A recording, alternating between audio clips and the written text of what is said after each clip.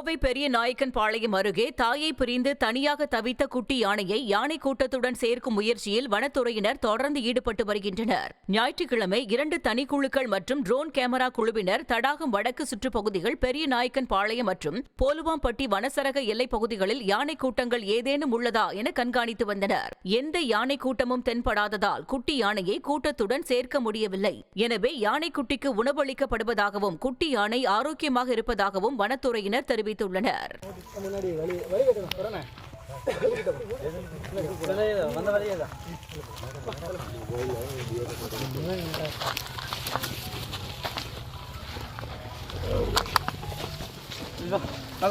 இதுல